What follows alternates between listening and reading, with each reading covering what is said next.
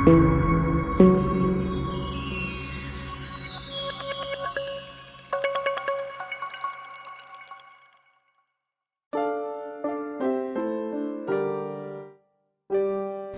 Gattuso, the superconductor.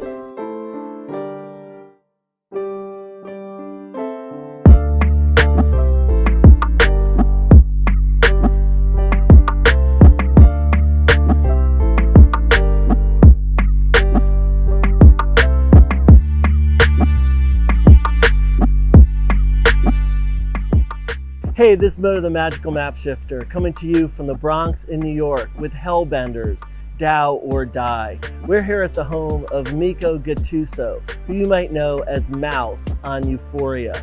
We're going to be traveling from the Bronx in New York down to Solana Spaces and Hudson Yards to Empire Dow in the Bowery and back up to Times Square. And through our journey, we're going to share everything you need to know about crypto, about NFTs, and about this new vital technology called the DAO.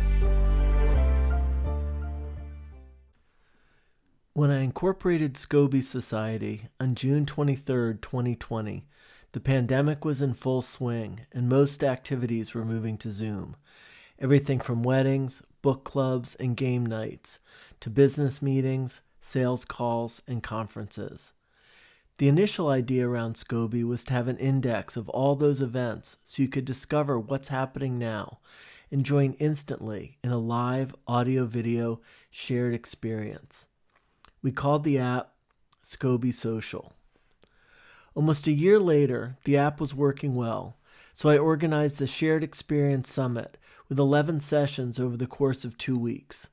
With everyone still in lockdown, there was high demand for a conference exploring the new culture of real-time experiential internet. We had over 30 speakers, including executives, entrepreneurs, coaches, realtors, artists, musicians, therapists, and lawyers who engaged in some fascinating sessions. One theme stood out: how hard it is to cut through the noise and algorithms of search and social and find your audience. In fact, the more powerful the creator, the more challenging the Web 2 hamster wheel. The algorithms rewarded conformity, not creativity. Session 8 was all about origin stories, and we had a breakthrough. Sheila Smiley, who billed herself as a clairvoyant comic, appeared on screen dancing, singing, and delivering an oracle reading for me that cut to the bone. Over the course of over 3 hours, we shared our journeys and birthed a new discipline of metamedia, which interweaves live, real-time shared experiences, recorded audio-video, archetypal depth psychology, and AR and VR to support each sovereign soul on their co-creative quest. She dubbed me Moto the Magical Map Shifter, and Sheila became Starlight the Badass Intuitive. We added some powerful personalities to our cell, such as Pixel the Cosmic Dream, a metaverse artist, and Miko the Superconductor, an actor, mentor, and member of the Latin Kings known for his roles in Euphoria, The Monster, King Jack, Gimme the Loot, and Queen of Glory. We set ourselves on a mission to reveal the secret to the central mystery of civilization: how to get paid for being yourself. This has been a lifelong challenge for me, and it's the primary reason I majored in philosophy at Yale, to crack the code on getting paid for being yourself. While I studied a bit, got a grant from the National Endowment for Humanities, and wrote some cool papers on Spinoza, Pynchon, Derrida, Deleuze, and Joyce, I mostly spent my time writing songs and landing a record deal for my band Senator Flux, which led to international tours and music videos on MTV. Still, the structure of the music industry made it surprisingly hard to get paid.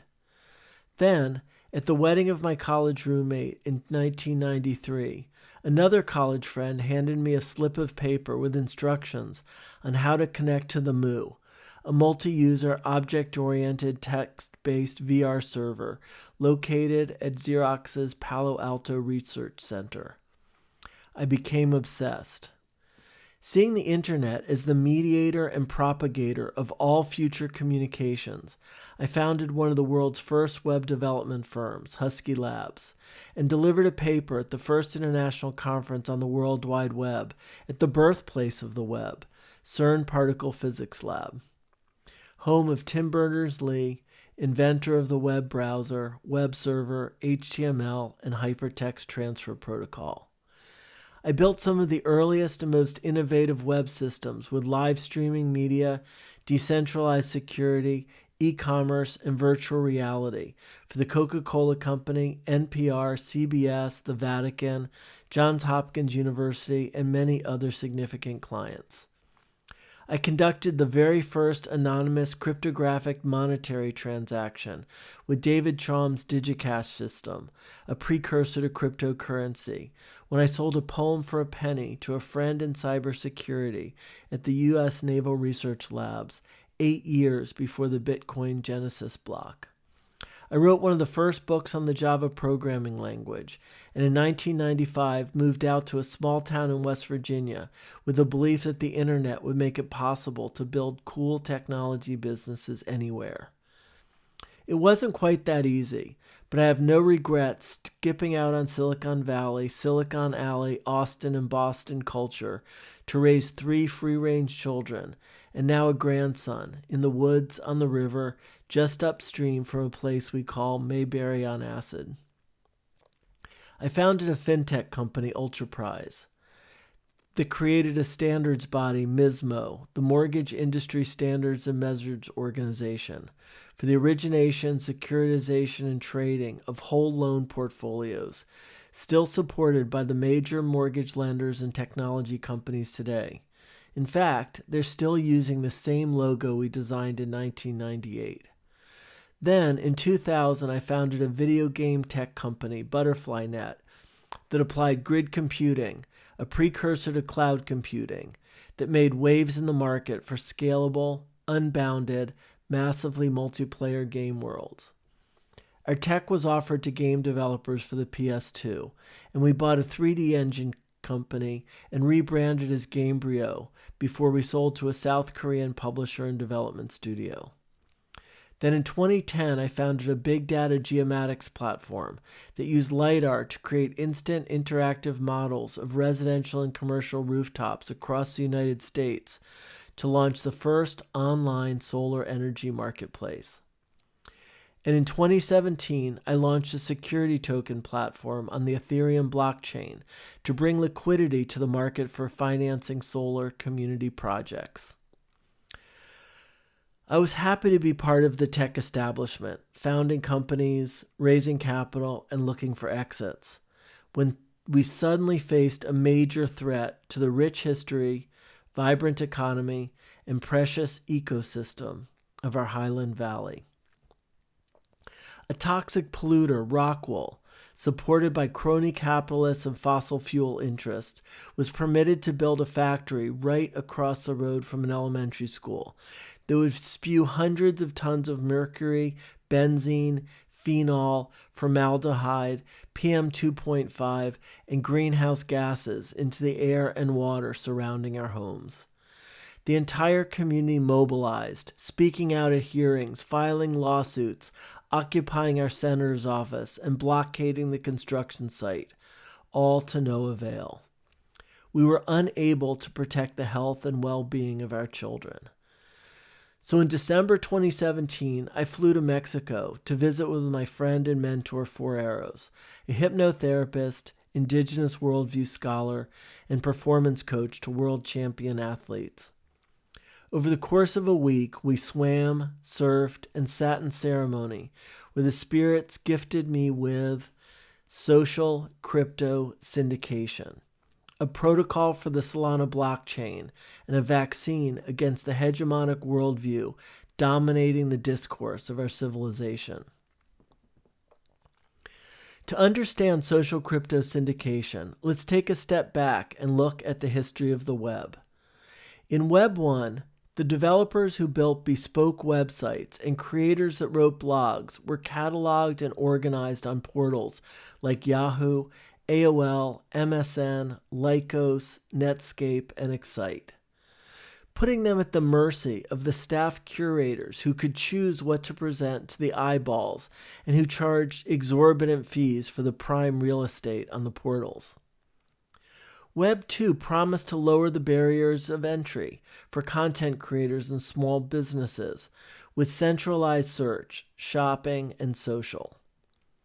But we found ourselves on the hamster wheel at the mercy of the algorithms, which knew exactly how much each of us and all of our competitors would pay for a lead and always extracted the maximum value. Then Web 3 came along, promising self-sovereignty, community, and creativity. And this time, we will show no mercy to the centralized economies, platforms, and governments that are willing to poison children in exchange for a handful of low-paying, hazardous jobs and lucrative coal and fracked gas supply contracts. Our Web3 offering is social crypto syndication, an open, composable protocol for the Solana blockchain. Blockchains are immutable, trustless, and decentralized. That makes the blockchain the unconscious mind of the internet. The unconscious is simply another word for the body, nature, or the spirit world. Blockchains currently have three major facets. The first to evolve was crypto. In social crypto syndication, crypto is exchanged in the form of semi-fungible social tokens that carry with them the lineage underlying kinship systems. Next came NFTs, or non-fungible tokens. In social crypto syndication, you have action NFTs that determine the economics and royalty share plans in concert with the social tokens each time an action NFT is minted, traded, or used. DAOs are rapidly becoming the most significant force on the blockchain. In social crypto syndication, we have a template for creative DAOs that provide governance within and across projects, bringing together creators and collectors for a long-term, sustainable, stable, and flourishing ecosystem. Social crypto syndication is a layered protocol with tokens supported by collections, which are supported by projects, connected through networks as part of an ecosystem. Scoby, for example, is an ecosystem that can spawn new ecosystems. For Solana platforms such as Snow Crash, Genesis Go, Magic Eden, and OpenSea, or normie platforms like Amazon, Planet Fitness, and Burger King. An ecosystem is simply a platform with heart or a marketplace with soul. Social crypto syndication can humanize even the most rigid and conforming platforms. With social crypto syndication, networks can be formed within and between legacy and newly formed NFT communities. But right now we're going to focus on projects which align the interests of creators, capitalists, curators, connectors, constructors, and collectors. Projects are the central organizing principle of Scoby. They contain collections, live audio-video experiences, communities, and programs that include many forms of media, from documents to software systems to streaming videos to games. Legacy, OG, and blue chip collections can build projects on Scoby, and Action NFTs can offer unique royalty plans, features like exclusive mints and events that require an invitation from the holder. Action NFTs can include games that are played between holders at no additional cost or by renting the cards from a holder. But we're going to focus on one project in particular, Hellbenders, which was designed to demonstrate the most advanced capabilities of Scoby and social crypto syndication and explore the cutting edge of what's possible on Solana. Hellbenders are actual animals. They're massive salamanders native to Appalachia, the Ozarks, and the Alleghenies. They've thrived for over 150 million years under the same rocks in the same fast-moving waters. Now that their habitat is threatened by coal mining, fracking, logging, industrial development, consumerism, and sprawl, they've formed an outlaw biker gang on Solana to raise hell, earn some bread, and defend their turf. They can vote on stuff like marketing budgets, creator grants, and investments. And they can go live in token-gated sessions exclusively for Hellbenders. These sessions can feature on-chain giveaways, raffles, contests, games, voting, and other events that bring together live events with smart contracts. The host of the giveaway event can lock prizes and set the criteria, such as being present to win or holding an NFT from a particular connection. The smart contract can select a winner, and if they meet the requirements, can release the prizes to their wallet addresses. This part of Scoby is like an on-chain Twitter Spaces with video. In the current iteration, 4 people can be on stage at the same time, with potentially thousands of viewers in the audience. Scoby also features notifications for mints, trades, messages, invitations, events, and follows. And projects can have multiple public or private channels for text-based and audio-video chats that can be open to the public, exclusive to collection holders, or by invitation only. One of the big features is open bags, where you can choose what NFTs to show or hide. On Action NFTs, you can view the networks, royalties, metadata, and trading history right in the app. Because the holder of each Action NFT can earn royalties, and the royalties follow the NFT, the trading is likely to be at a multiple of forward earnings or discounted cash flows, which Scoby will present in-app. The Hellbenders wallet is the first Action NFT that will be available beyond the free mints currently in the app. The reason we only have free mints right now is that Apple required Apple Pay as an option in iOS and Google Pay on Android. We have a solution, but it's non-trivial with social crypto syndication. Hopefully, by the time you watch this, we'll have minting and trading available in-app. Minting and trading royalties on the Hellbender wallet go predominantly to the scouts who recruit new Hellbenders, with about a third going to the Hellbenders DAO and Scoby for building the ecosystem.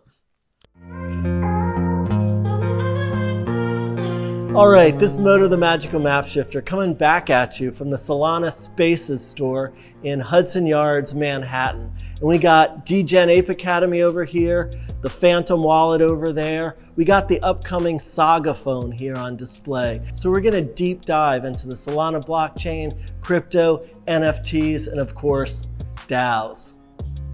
So this is my dear friend Starlight. He's actually the one who revealed to me my own superpower. And now she has become Starlight the Badass Intuitive. I'm super excited to be in Solana, dude. I can feel the magic. It is Lionsgate 8.8. So it makes so much sense that we would be right in front of this amazing screen, creating magic and miracles. We are here to just shift the consciousness of the planet, to create more possibility, more prosperity for artists, for the kids coming up. We got Miko who's here, who's changing lives through his transformation, and I am just ready to go to the moon, okay? All right. They better watch out. If you don't know, you better ask somebody. So when we went to say, okay, we're gonna invest 2 years of effort. We're gonna build an app, which is Scoby. We're gonna build a DAO. We're gonna create NFT collections. We're gonna create all these smart contracts. What blockchain were we gonna do it on? We chose Solana.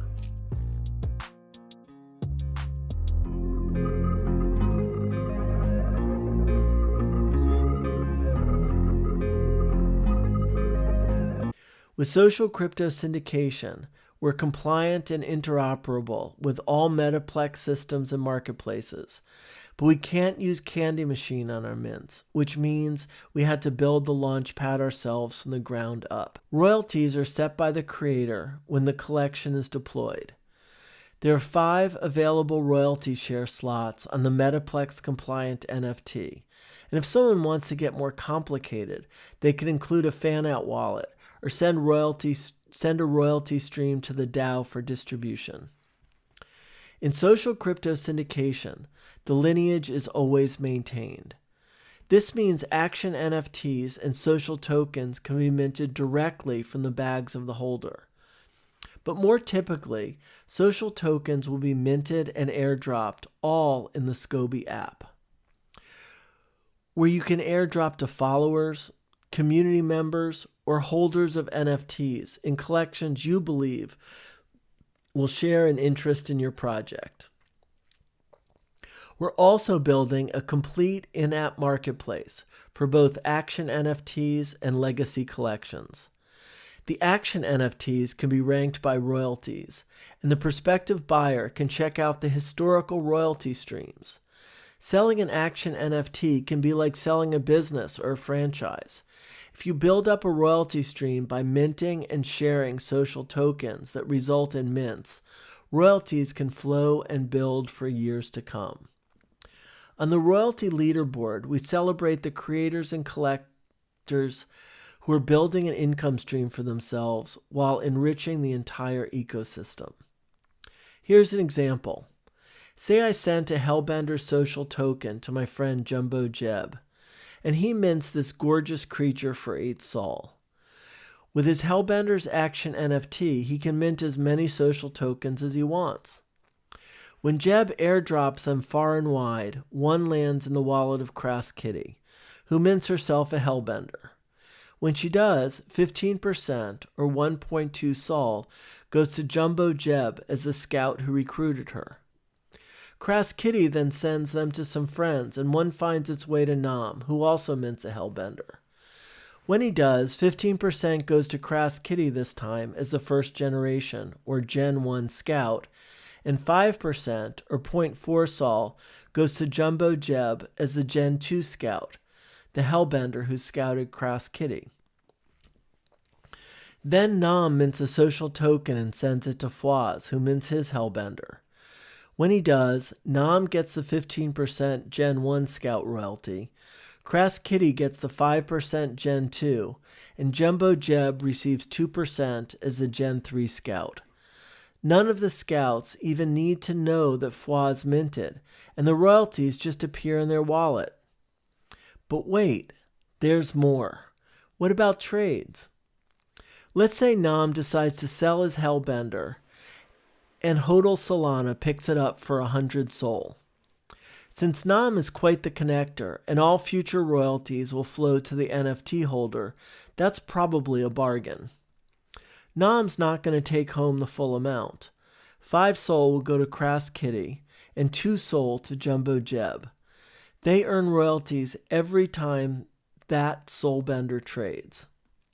Not only that, Fwaz can mint and share social tokens from a wide variety of projects and networks, and a share of future royalties will flow to Hodl Solana rather than Nam, for as long as Hodl holds the Hellbender, even though Nam made the initial connection. All royalty streams are based on the holder of an Action NFT, not a fixed wallet address. Meanwhile, Jumbo Jeb has been sharing social tokens like crazy and is receiving a nice passive income stream to his wallet for his Hellbender's spawn far into the future. To round out the royalties, Scoby as the ecosystem receives 3% of the minting price and 1% of the trades, and the creator royalties go to Hellbender's DAO, which in this case receives 75% of the mint and 7% of the trades. Hey, this is Moto the Magical Map Shifter coming back from Empire DAO here in the Bowery. And we're on the roof of this gorgeous building, which was purchased by a DAO, a decentralized autonomous organization. And I am here with Pixel, the Cosmic Dream, who is one of those metaverse creators, a fabulous 3D artist. Hi everybody, my name is Pixel, the Cosmic Dream, and I am a metaverse artist. So as an NFT artist, I found my real niche. I was drawing and doing the 2D images, but I found my real niche with the 3D and the rendering and the virtual reality and just hanging out in that space a lot. And I'm launching a Mushroom Girl NFT project on Scoby. That's right. And that's really the point of Hellbenders, is it's a DAO all full of creators, all with different projects that are all going to wind up mixing and matching and building on each other. And it's a completely new layer that's on reality that did not exist before the blockchain. In social crypto syndication, creative DAOs have 4 distinct levels based on the NFTs held. Holders of the Hellbenders wallet are members of the collective, which pays out 65% of the royalties to scouts and only 32% to the DAO. Wallet holders vote on which creators and projects to promote, as well as other questions. The Hellbenders Cooperative is organized under the laws of Delaware, which allows for profit distributions to creators, connectors, curators, constructors, and collectors based on their contributions to the co-op. Every member can vote on creator grants, profit share, and other benefits of the co-op. We plan for the co-op to even offer health insurance to creators who want to go full-time into Web3. Hellbenders Corporate is an LLC that plans to issue 2,000 angel NFTs to investors under the SEC's regulation crowdfunding rules. NFT holders will have the right to vote on budgets, investments, profit distributions, and other matters. And the Hellbenders Foundation is a 501c3 nonprofit organization with a board of directors. The foundation will serve as a pass-through entity or umbrella organization, allowing creators to direct a share of royalties to the causes, charities, and programs of their choice. The business of Hellbenders is metamedia, a new form of token-gated, co-creative, and censorship-resistant media enterprise. We'll be developing streaming services for our members, and for our members to distribute outside the DAO in return for a royalty share of the viewers they attract. We'll sponsor live music events and festivals, as well as recordings and tours, and we'll produce AR and VR games.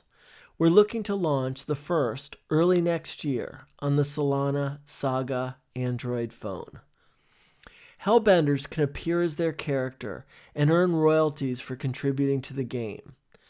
There are 2 primary guidelines. The first is be real, and the second, bend it till